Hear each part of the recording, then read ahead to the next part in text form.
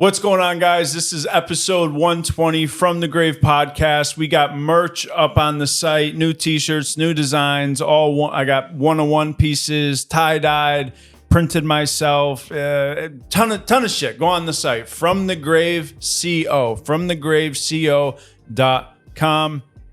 Get on there before they're all out and be on the lookout because I'm getting back into it, man. We're making one of ones, you know what I mean? This episode, super fun. Paul's celebrating his 1 year. We ask him about that a little bit, get right into the drama of life. This episode is all about participating in the game of life, the drama and the play that all this stuff is, and maintaining an aspect of surrender and levity while we move through the play. Moving from a state of constant disturbance into a state of okayness and what that transition looks like and the benefit of doing it. If you want to get involved with the podcast, send an email to fromthegravepodcast@gmail.com. Send us a voice memo, a question, a topic that you want talked about. Send us a funny story about anything, a spiritual lesson that you learn. And if you have any suggestions with guests that you want to be on the show, suggest that to fromthegravepodcast@gmail.com. This is episode 120. Peace. What's the eternal principle? But one. Which is? Well, we call it God, but that personifies it.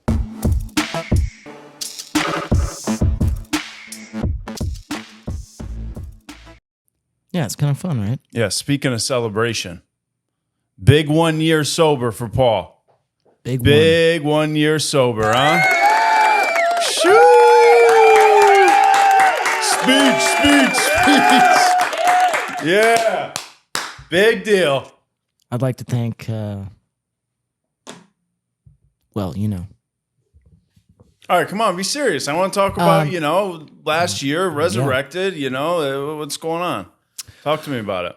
I mean, it was pretty crazy, man. I like, when I chose to come down here, I wanted it really badly. I kind of told myself, like, whatever happens, going to be open to it. Where'd you come from? The Northwest, Washington State. Wow. And just like I said, whatever happens down here, I'm going to be open to it. I'm going to say yes to everything. Ended up saying yes to everything in the beginning and then kind of having to be a little bit more discerning after that. And then, went through 105 days in a facility. And it was That's a long time. Yeah, but, which is great. I think... in the recovery community and like all the different various 12-step programs, kind of the guiding principle behind step one is like radical acceptance. Yep. And I saw in the facility I was in, a lot of people had a lot of trouble with that. They'd hear things that they didn't want to do, hear things they didn't like, and their acceptance was just out the window. Whereas I was kind of like, even if something really inconvenient happens, even if, relative dies, a friend gets hurt, I'm needed somewhere, I'm going to accept whatever happens and just keep going forward. And then after like, I would say day 80 or so, finding my home group and finding people to be, inspired by, getting a job, I felt like, okay, the being sober thing is the baseline now. And I have to put that at the forefront of whatever I'm doing. And anything else that happens is okay. But while anything else that happens is okay, strive outside of that. And it made a big difference. So it was cool. Clearly, big difference. Why should we live in that state of radical surrender? Why is that the solution coming in? Why do people struggle with it so much? Because I think I was raised Catholic, but I kind of practice a sort of offshoot, I guess, of like a Buddhist tradition. And like the Buddhists always say like suffering mainly comes from desiring things to be not as they are, or desiring something that is not changeable. And I found that if you accept what's in front of you and then find ways to push through with your life or your goals or your ambitions, whatever else it is, you're not fighting against anything. You're only fighting against yourself. So, I work, 5-6 days a week. I have sometimes coworkers are mean, coworkers are angry because we work in a high stress environment. I just accept whatever comes my way and then using that as a baseline, jump off from there into whatever else is going on. I don't fight against the world anymore. Like, I spent 32 years fighting against everything and saying why everything was wrong. And now, instead of seeing everything that's wrong, I accept what it is, but then I look for what good is in there. So I think acceptance being a baseline, you can set yourself up for a lot more peace, I guess.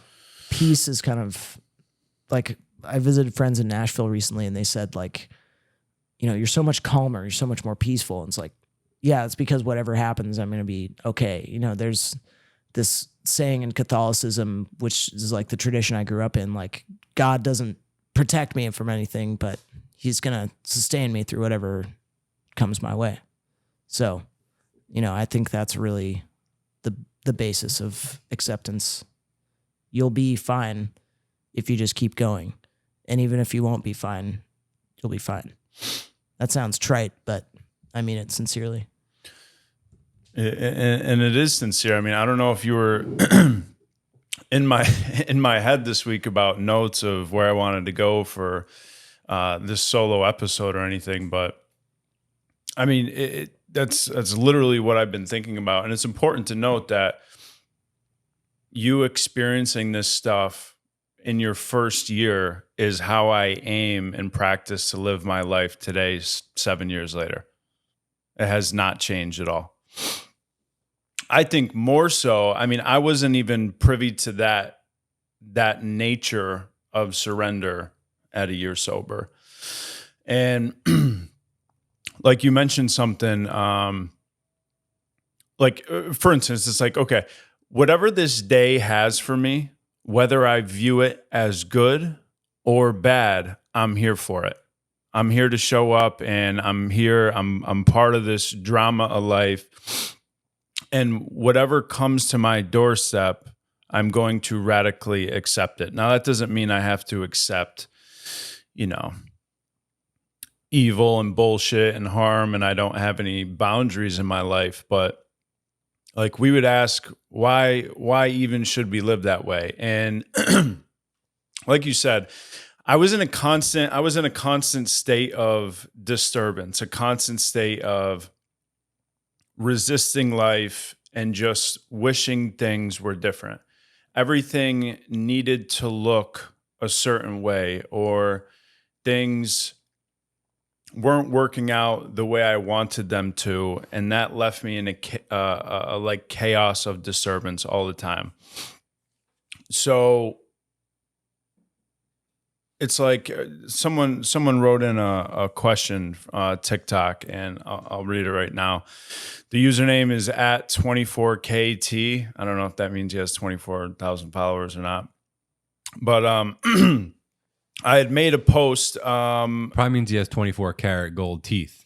That was quick, right? I think it'd be a lot cooler if he had that instead of 24,000. He was like one of those anonymous, like no picture. But at any rate, so this guy at 24KT, 24 karat gold teeth, he said, it was a post from the last episode with George Spike Peterson on meditation. I was talking about how over the years, things have developed into kind of like this baseline okayness where like you live in this state of surrender and you kind of just start to move forward with a little bit of okayness. And when you do that, the drama of life tends to be more okay with you. You don't get caught up in the play. So he asks in response to that, how did you become one and be able to move with that baseline surrounded by the drama? And it's like, all right, life can be drama, right? Like life is dramatic. I look at life as like this play. I mean, I don't know if I've truly become one by any means, but I definitely do. My whole deal has been like dancing in this drama of life and not getting wrapped up in this state of disturbance, right? So it's like, Michael Singer talks about in The Untethered Soul that reality has won. Reality has won. You're going to let reality be reality. And the more you let life be exactly what life is, the more life gives you permission to be your authentic self. Because I'm no longer in this boxing match with life. Like I'm not contending with it. I'm not struggling against an opposition with life.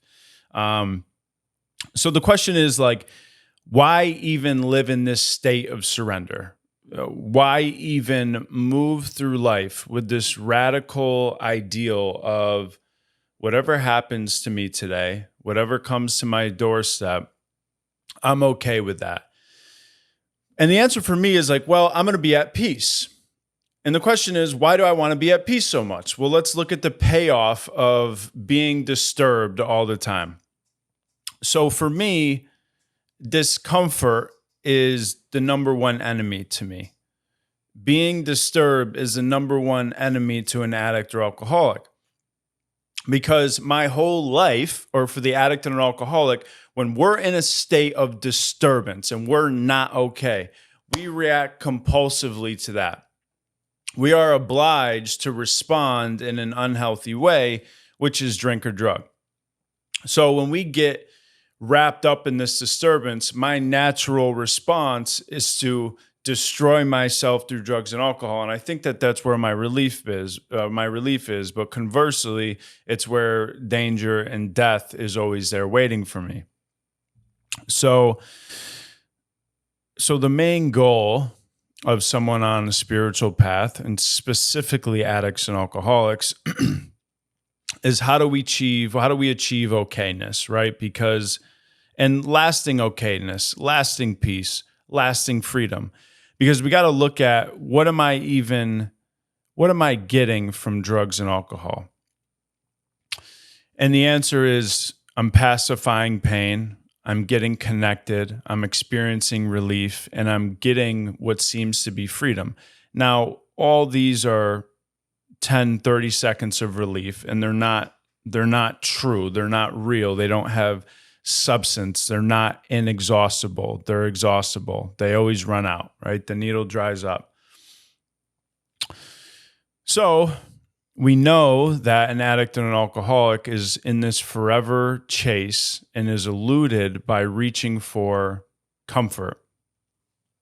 And then we get sober and we're like, hey man, guess what? You're going to have to you're going to have to facilitate this own peace and freedom and okayness and connection legitimately in life, build it up from the ground up with an inexhaustible power.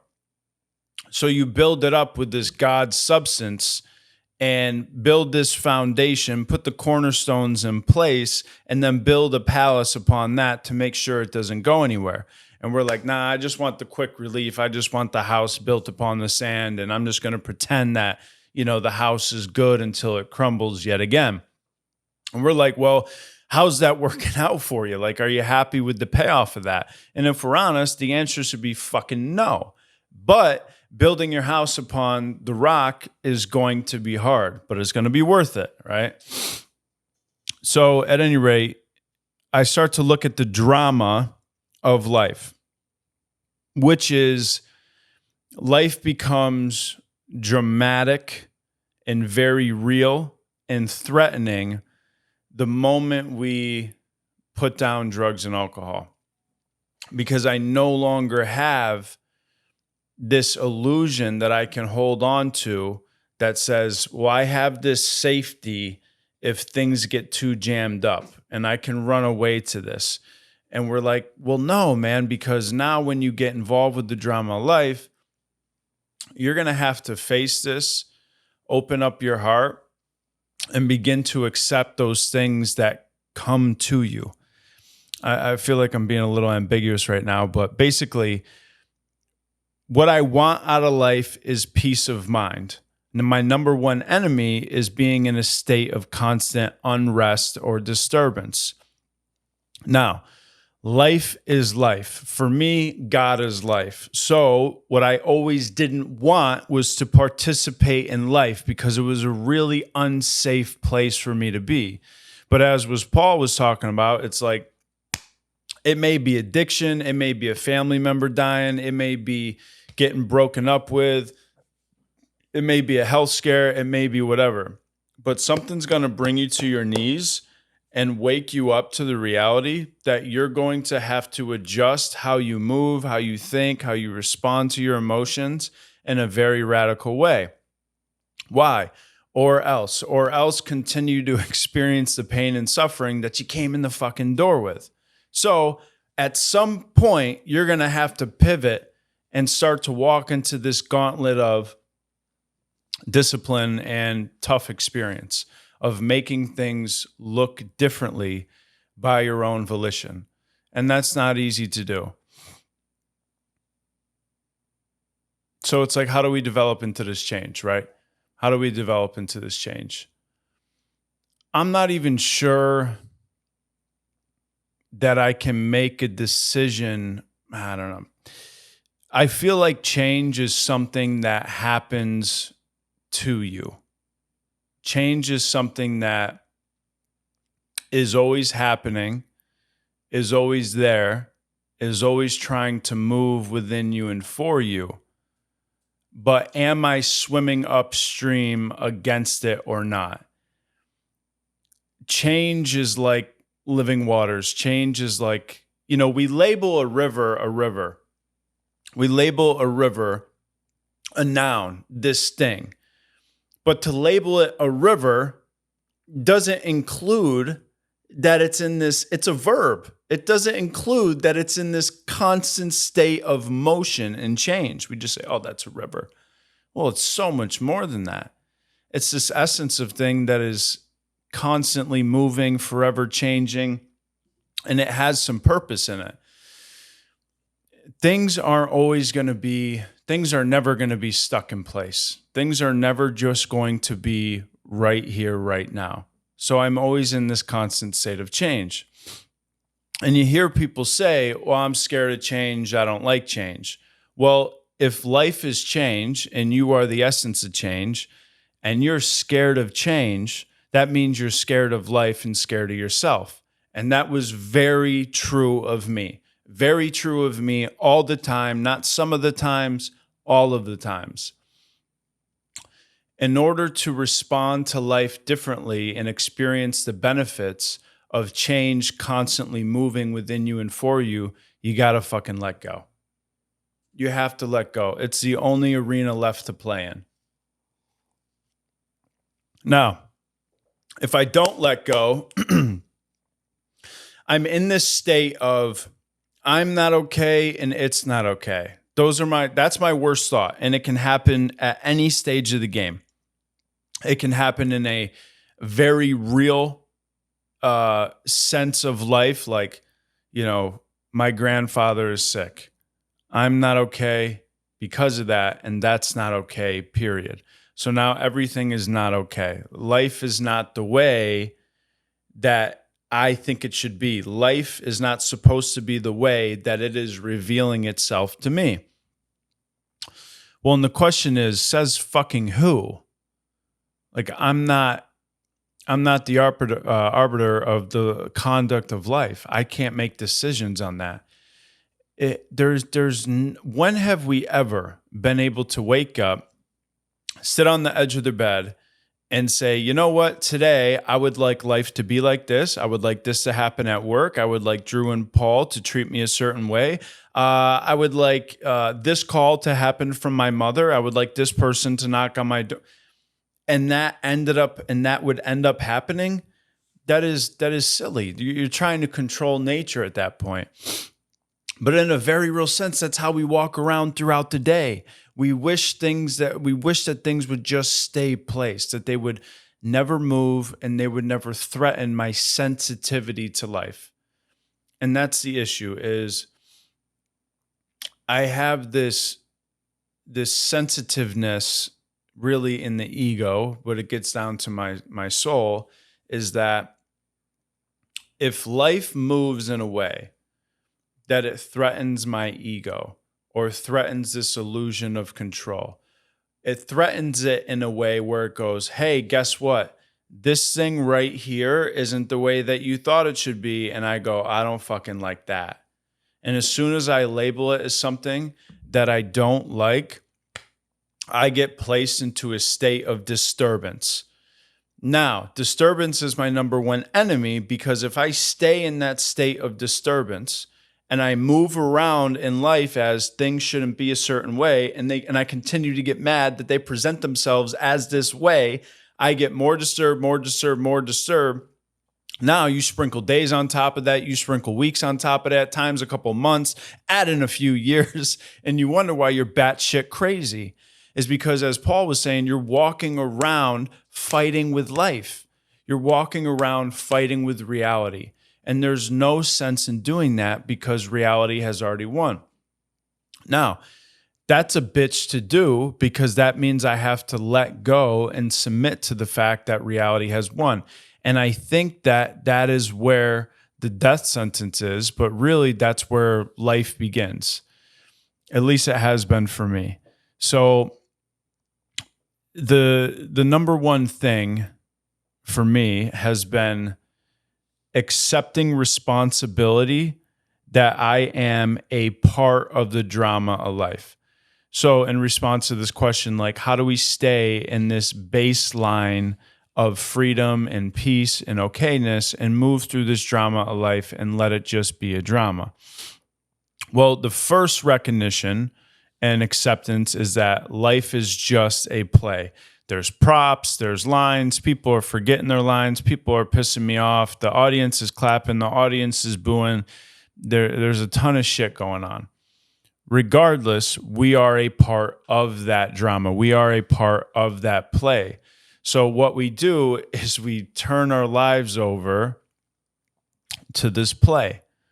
God is life, and there is a drama, there's a high school musical going on in this life. So for me, I found God more getting involved in the essence of life and all its players and the job and the, emotional security and financials and dealing with all these rhythm and rhymes and everything that life has to include. I found God in participating in that game of life. Now, yeah, it does hurt. Yeah, it does threaten us, but that's okay. The moment that doesn't become okay, the moment I get threatened in this stage of life, the more I run back, hide in my room, I create wiggle room, and I don't want to be a part out in there again. So I'm pushing myself back constantly. So for me to show up or to walk out my door or to pray in the morning and say, God, I'm here for this day. I'm absolutely surrendered that whatever happens in this day, in this drama, I'm here for it.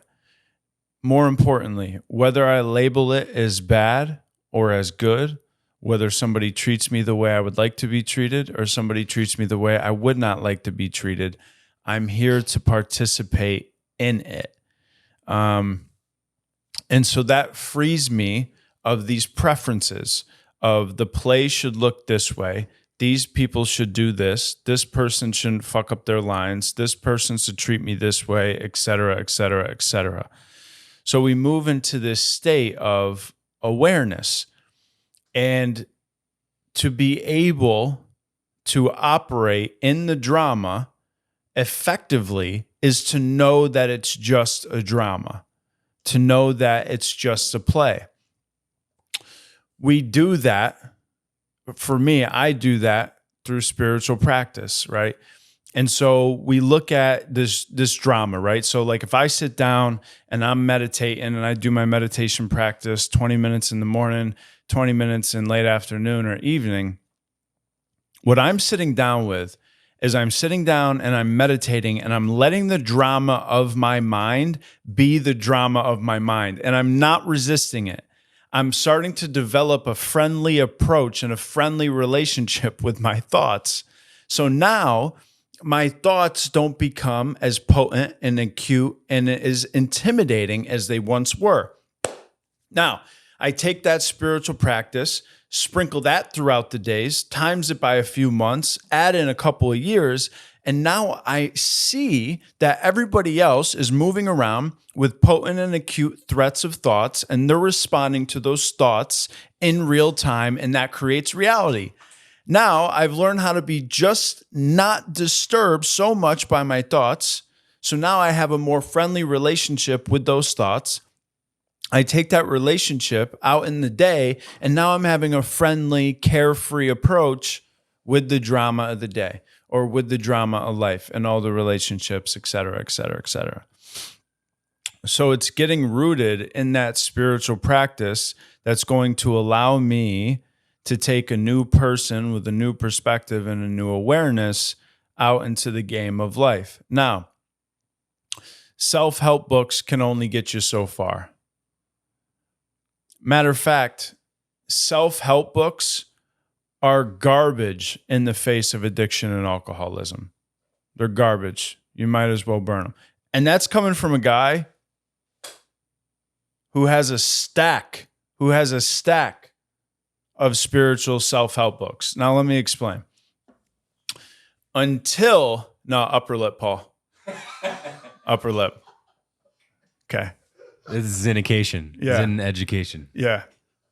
Paul's taking a Zencation. I'm trying to fucking tell him how to do it. Throw it in the upper lip. Don't wet. Just let it chill there and go to sleep. Tempur-Pedic. Okay. So self-help books in the face of addiction. Let me explain.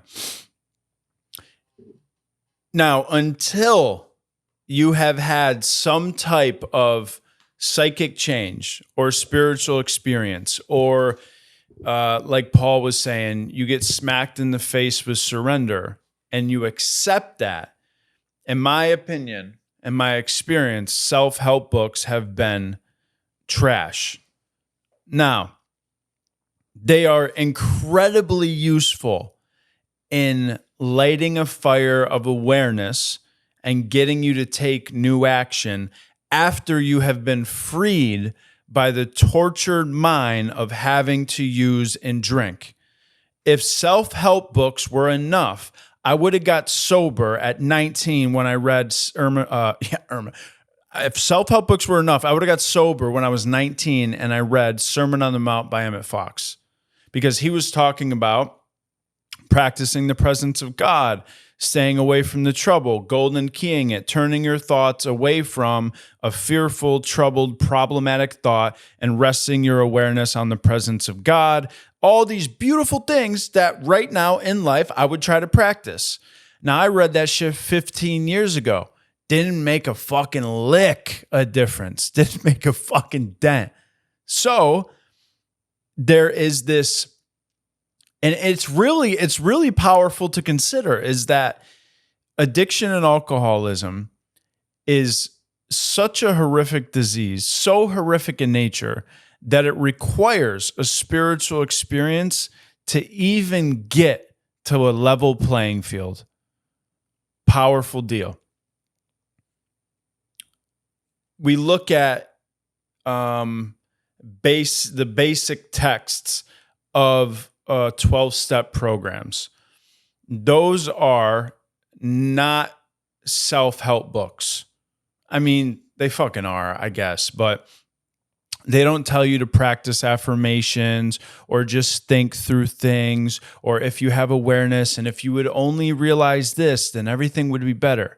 No, they beg you to take action in certain ways that will unravel the ego and develop the awareness. The passive process is that the awareness is already there.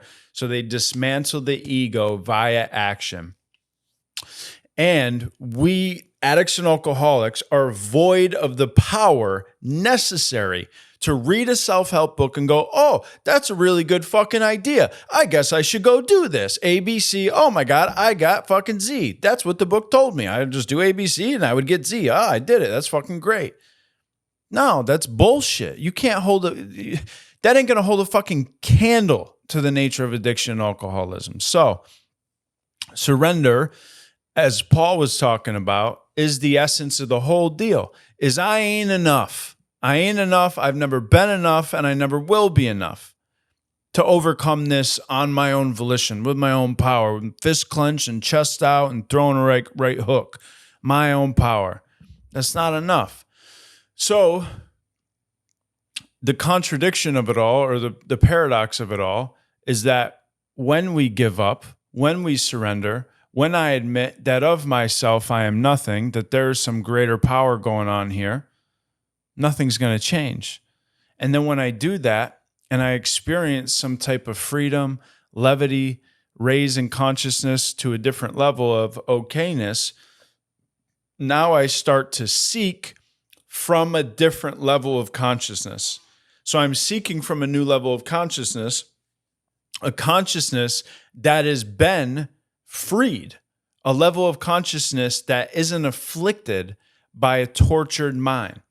And when you're at that level of consciousness, and I'm not trying to say that in like an egocentric state, but just when you're in a freer level of consciousness, you can read certain books, and the most beautiful thing that will happen is you'll be reading a book and you'll be like, oh my God, that's happened to me. Holy shit. You're reading a self-help book and you're going, oh my God, that's happened to me, without ever reading it prior, right? So we see the power in that is that I didn't even need to read the book to have that experience. So now we start to read and seek and devour spiritual literature, and we read it and we go, oh my God, that's happened to me. And so now you've leveled the playing field with this guy who's speaking from his own experience, and you go, what else is he talking about that I can build on this experience that he's told me I have had? That's beautiful when that shit happens. And I mean, you know, I remember reading The Power of Now by Eckhart Tolle, or more specifically, one of the books that helped me even more was A New Heaven by Eckhart Tolle, A New Heaven and a New Earth. And, you know, this was after meditating for 2 years. And he was writing some stuff about, you know, space and becoming more effective and what this feels like. And I'm like, holy shit. I'm like, this has happened to me. And I was never able to put words to it. That was a very encouraging moment in life. When I'm reading The Untethered Soul, and this guy is talking about moving through life with an open heart and not closing off so much. I'm like, holy shit, that's happened to me. Now, then he starts to take that open heart thing on how to live with an open heart. And really, he says you can have that when you just don't close. Now I'm moving through work. I'm going to work and I'm consciously practicing having an open heart. I'm literally walking around focusing on having my chest cavity open and paying attention to the Shakti energy with all this great shit. But if you know what I mean? Like if I could have read a book that says, hey man, just don't close your heart and you'll be okay. Dude, I mean, come on. Like if motivation was enough to snuff out the evil power of addiction and alcoholism, many of us would have recovered long ago. But again, it just can't hold a candle to the power of this thing. I mean, think about, you know, a parent, right? Parents that struggle with addiction and alcoholism. It's not that, you know, that one of the hardest things when I work with parents who are alcoholics and addicts, one of the hardest things for them to accept and acknowledge is the reality that the love of their children isn't enough to overcome addiction and alcoholism. Now, it's not that they don't love their children. It's just that that love pales in comparison to the power of addiction. And it's almost like, so I've been reading this book, which is Awareness by Anthony DeMello, who was a Jesuit priest, an Indian Jesuit priest. And I guess he got pushed out of the priesthood because really he was just too fucking woke. I mean, the book is incredible. It's a transcription of a talk he gave. I highly recommend it to anybody. It's not even it's not written in any type of like priestly way. He doesn't scream Jesus, Jesus, Jesus. It's all spiritually dense and in his own language, and it's an absolute incredible book. And he talks about this difference between information and awareness. The whole book is about just waking the fuck up, right? And he gives this example of an alcoholic or an addict who love their kids, but they can't stop drinking and drugging. So you can have knowledge, you can have information around something, but the information isn't going to catapult you into overcoming it. So the example he gives is like, you can know that heroin is killing you, as I did for many years. I knew it was killing me. I knew it was killing me. It was only when I felt, holy shit, this is killing me. When I felt that in my soul, that's when awareness took its proper place and change happened. You may know that smoking cigarettes may give you cancer and joke about it. Oh, my great grandfather lived till he was 120 and smoked tobacco, blah, blah, blah, blah, blah. Or we're all going to die someday. X amount of people die in a car accident every day. I might as well smoke. Okay, that's great. But if and when you get called into a doctor and he says, hey, man, you got a spot on your lung, and if you continue to smoke, you're going to die. Right there, it shifts and it hits you right in the soul. And then you put it down. You had information up until that point, but you didn't truly have awareness. You were kind of in like this fool's paradise of like, hey, fuck it, we're all going to die, so I'm just going to keep doing this.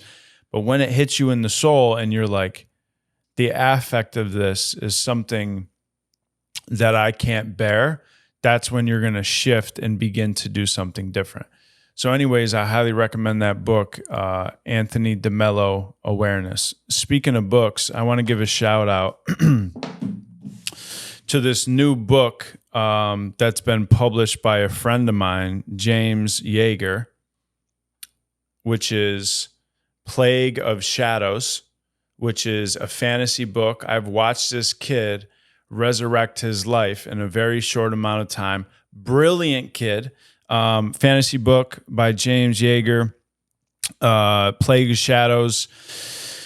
Here's a little bit about the author. James was born and raised in South Jersey and currently lives in the sunny paradise of Boynton Beach, Florida. At Ithaca College, he majored in philosophy and religion with a precious minor in writing. Over the years, especially after working in the mental health field, he developed a deep fascination with the human psyche.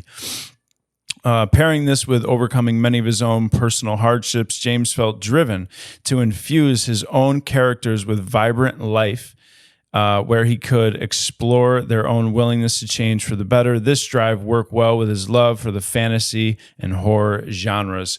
Shout out to Jimmy, man. This is incredible. Published author. If you're looking for the book, just search this on Amazon and support them. It looks like an incredible book, and I can't wait to read it. There's just a lot of dope people doing dope shit. Yeah. So I don't know. That's a great book. What's up, Paul? You look like you wanna say something.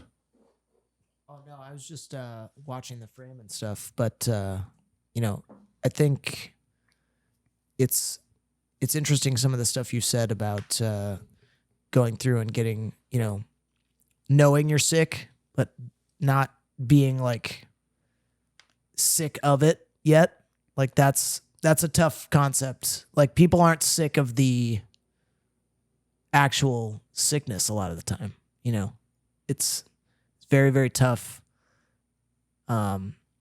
Because when I spent a lot of time, quote unquote, sick, but I didn't get sick of it until I got sick of it. You know, I did a lot. I luckily I'm lucky. I didn't hurt anyone. I didn't ruin my life completely, but I ruined my life in a lot of ways. But once I actually got sick of actively sabotaging myself and ruining my life and ruining my relationships, that's when I was able to ask people for the help I needed. You know, it's so tough to get in that headspace, and especially in a society where, you know that song from the 60s, I am a rock, I am an island, and a rock feels no pain and an island never cries. You know, that's what a lot of people in this in modern society are taught. Whereas like you need a supportive community to be able to succeed in a lot of different ways, and recovery is one of the top ones that where, you know, if you don't have a strong community at first, at least, it can be very, very tough. Yeah. So. Yeah, Paul go didn't ahead. destroy his life. He just stole a couple of pint glasses from the local casino, you know? Oh my gosh. Bazinga! Man, here we go. Trombone time. I did speak to someone that they were so interested in your voice, and they were dying on the whole, like Drew was going on how he stole TVs, you know, from Walmart or whatever, and I was mentioning something, and she's like, then this guy Paul got on how he just stole glasses. And Listen, if you want a full on-camera interview with Paul on the podcast for a full episode, send us an email from thegravepodcast@gmail.com, please. All we need is one person to request this, and we're making it happen. My agent has put a blackout on my schedule for interviews. I'm afraid I'm unavailable. yeah, we'll do. I'll do like a little Instagram poll. You know, I'll put Paul up there, maybe the little intro, and say who it would definitely get supported. But anyways, this person was like, she's like, I need to know what he looks like. I can't put a freaking face to that name, and he just seems like a really like eccentric guy, right? I'm like, yeah, he's all right. You just got to go to YouTube and subscribe and watch the Yeah, show. right? You'll see him. He's sprinkled in there somewhere. Yeah, I was going to say, if eccentric is the word that person used to describe me, that's 100% right. But I don't know if my look matches the level of obnoxious eccentricity I put out into the world. well, that's why you're eccentric, because you just said obnoxious eccentricity. You got to get that pillow up a little higher, dude. It's coming down. I'm really having a tough time. Look like you got a fucking mouth guard on. Yeah. How's that feeling getting down into the cells, you know? I you know, at first it gave me dry mouth, and then I was like, is this supposed to like kind of burn a little bit? And then Yeah. and then the burn went away, and then it's an interesting sensation. It's like kind of like, you know, the first time you ingested any sort of nicotine product all over again. If you are in the Zen Nation, send us an email from thegravepodcast@gmail.com. We want to know what your favorite flavor is. And you better be a fucking sixer. Dude, I really want to stop these things, you know, but I haven't really seen any like negative affect from it aside from crippling anxiety and stimulation. let's not even you know, worry about stopping right now, because this is my window into stopping cigarettes, which, you know, I went to do a video a few weeks ago, last week, I'm sorry, with someone I really admire. And midway through, he was like, I need to take a little break. And I was like, okay, do you mind if I go smoke a cigarette? He judged And you. No, he was like, oh, you're in your first year of recovery. You should still be smoking cigarettes. And I was like, okay. And he was like, do you remember that passage in the big book? And I immediately was like, no. And he goes, they say like, if you stop smoking cigarettes too early, it can like screw up. Pushing it up. It keeps slipping down. I gotta I'm sorry. Take it out. I know, take it out. Oh shit. I got a small upper lip. That's why I have a mustache. Okay. I'm sorry. So Wait, is there really stuff in the big book about stopping smoking in the first year? I'm waiting to see what the hell he says. I mean, there's. He said like if you stop smoking cigarettes too early, it can like throw off your like mental rhythm. And there's a passage apparently in AA's book about that. And he's an AA guy, so I was like trusting him. I was like, I've read first few chapters. I haven't read the whole thing like over and over again. He's like an a lot idiot. Of people, There's nothing like that in the book. Fair enough. No, I'm just there's something like not being too hard on yourself. Like if you quit this alcoholic life, but you're still drinking 7 cups of coffee a day and doing nicotine, we're on like the right track. Yeah. Type thing. Yeah. I always say one thing at a time, but people are like addicts and alcoholics are spiritual perfectionists. So they get so like, I'm going on a fucking juice cleanse. I'm quitting smoking. I'm going to be on a 7-day water fast. And I'm like, why don't you just worry about heroin first? Yeah. That's the thing that like I've said since I think I said this when I went up to speak briefly on my 1-year anniversary, is like my life is a series of small right things done continuously. Just take it off. I gotta take when it he talks, he just slips. It's slipping. Is it really a small upper but- lip, you think? Yeah, I think I have a small upper lip. Put it back but here. okay, there we go. I'll do that. But it's a series of small right things like routine in the morning, prayer and meditation, go to the gym, eat, 80% clean Yeah. as much as I can, up the protein amount, eat only super nutrient rich whole foods. And then other than that, I don't have to make any massive right decisions just yet. Those can come gradually as I continue making these small right decisions over a period of time. So Yeah, and those are little aspects, little decisions of self-love. And if we can make decisions of self-love in the small things, hopefully that can transfer over to the quote unquote big life decisions. yeah, 100%. Yeah, Zin's got me off of dip. So I was when I went into treatment originally in Florida, I picked up dipping because it was the only thing we could do like in the apartment, right? And there was no vapes or anything going on like that at that time, I don't think. Thank God. Yeah. I got a whole theory on vapes. Yeah, I'm sure it's pretty intense. And so I picked up dipping, which that gave me a huge buzz. So I love that. Copenhagen wintergreen long cut. And then when Jules came around, I was ripping the mango Jules, but I got sick all the time. I truly believe that vaping somehow weakens your immune system. I was getting sick every 2 weeks. My throat was killing me all the time. So I went back to just dipping.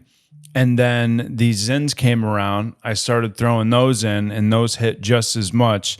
So since I put the Zin in, I haven't bounced back. Well, not to go all Joe Rogan on you, but nicotine is a nootropic, and Yeah. Zin is just nicotine. It's not Yeah. tobacco. It enhances product. neuroplasticity. Yeah. So it's if you're looking for a nicotine delivery system, I would argue that as far as we understand right now, Zin is the least harmful as on a net basis. Yeah, to be determined. Yeah. Just nicotine salt slowly getting into the gums. Yeah. What was that? You want to keep going? Yeah, got it. Sorry, I'm just, I'm here to follow directions. But anyways, guys, drama of life. Don't get so wrapped up in the drama of life. Don't be so hard on yourself. Don't be so hard on yourself with anxiety and having these human emotions when you're bopping around in the play and you're forgetting your line and the prop ain't there and this person's doing that. We're all just moving through 24 hours a day in this drama of life. Let life be life. Show up to life with open arms, an open chest cavity, an open heart, and say, whatever the day has for me today, I'm here for it. I'm surrendered. Whatever the day has for me today, I'm here for it. And I'm going to tend to it with the best state of awareness and consciousness that I can. and learn how to bring happiness and joy into this day, not be in a state of disturbed and unrest, and rather let happiness and freedom build within me by taking the surrendered approach. Or the latter, you can have, a disturbed state constantly building, but both are your choice. Anyways, guys, that's episode 120. Again, if you want to get involved with the podcast, send an email to fromthegravepodcast@gmail.com. Like and subscribe to YouTube. Make sure you share it with your friends. If you're just listening to audio, take a screenshot on Spotify or Apple Podcasts. Tag us on Instagram. Oh, and check out the website, fromthegravecode.com, fromthegraveco.com. We got merch up there, custom pieces, one-of-ones. And we appreciate your support and love. Peace.